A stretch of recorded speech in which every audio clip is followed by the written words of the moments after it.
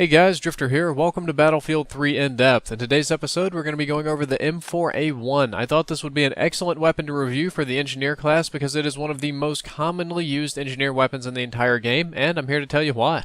The first thing that you want to know about this gun is how much damage it does. This weapon deals 25 damage up close, but drops off to 14.3 damage at a distance. What this means for you guys is that it's going to take between 4 and 7 body shots to kill. It's going to do that amount of damage if you're shooting them in the body. However, if you're hitting them in the limbs, you're going to be doing only 90% damage, so it could take up to 8 or 9 shots to kill at a distance if you're shooting them in the foot or something funny like that.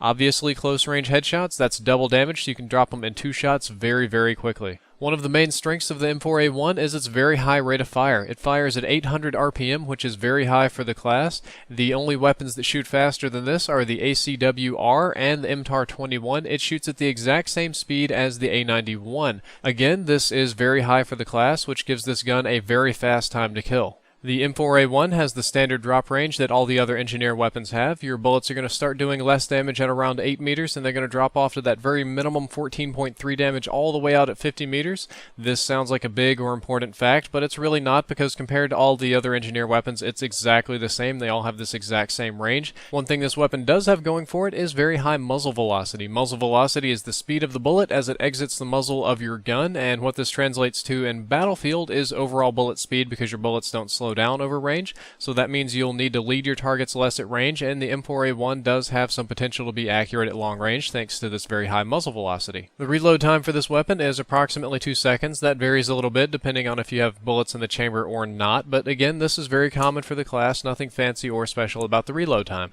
Now that we're done with all those damage and range and RPM statistics, let's talk about recoil. The M4A1 has high recoil. I'd like to say this is a low recoil gun, but it's really not. The recoil is fairly high. It has a tendency to kick up and to the right, but thankfully it's very precise. Precise means it does the exact same thing over and over again, and that's what this gun does. It pretty much always kicks up and to the right, so while the recoil may be high, it is predictable and very easily correctable.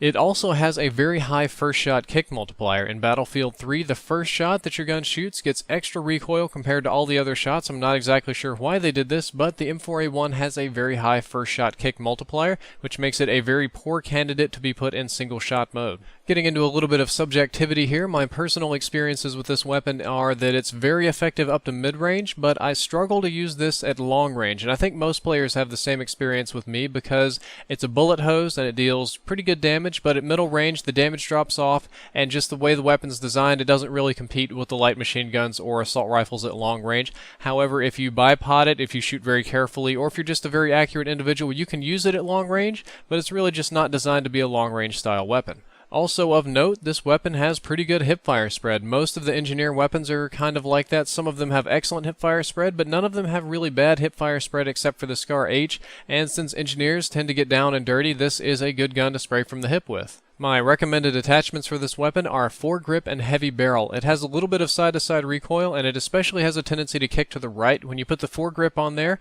it reduces that side-to-side recoil and significantly reduces the rightward recoil to make it more of a center shooting weapon. However, that does make your aim-down sight's invisible hitbox area much more inaccurate. Thankfully, the heavy barrel completely dominates that inaccuracy and actually makes it better than normal. So when you put heavy barrel on there with foregrip, you're actually improving the overall accuracy. Heavy barrel does unfortunately add to vertical recoil, but vertical recoil is by far the easiest recoil to correct, and again, heavy barrel adds some extra damage over range, which is kind of where this gun is lacking. So if I'm aiming carefully, especially if I'm aiming on PC, I can use it with heavy barrel and foregrip.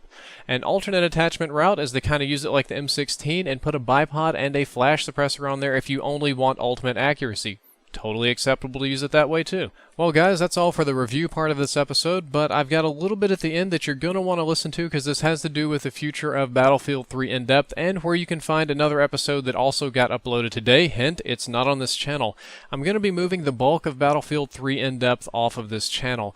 The problem is that this is a mostly Call of Duty channel. There's some Battlefielders here, but only a small percentage of you are really true Battlefielders that are only here for the Battlefield 3 In-Depth, and that's a problem problem because Battlefield 3 is a more numerically complicated game than Call of Duty, and it takes about 7 times as long for me to get the guns and unlocks as opposed to Modern Warfare 3 in-depth. So I end up putting in about 4 to 5 times more work on the average Battlefield 3 in-depth episode than I do for Modern Warfare or DayZ or any of the other in-depths.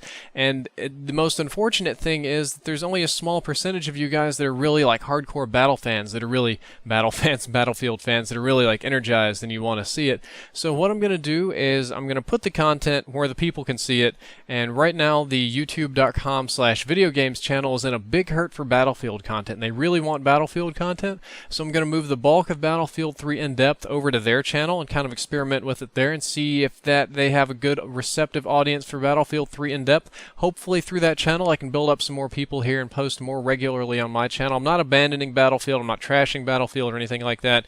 You're still going to see Battlefield content on this channel, but I'm just reducing it for now, and I'm moving a lot of it over to the video games channel because that's where the Battlefielders are, that's where they want to see it, and you got to put the content where the people want to see it. If you'd like to go check out the video games channel, click on the top annotation up there, or if you'd just like to skip all that and go straight to the AKS-74U review, which I also did on their channel, premiered today, you can click that link. They'll take you to about the same place. It doesn't really matter. Anyway, I hope you enjoyed the episode, and I hope that you are patient enough to stick around for another Battlefield 3 in-depth. Drifter out.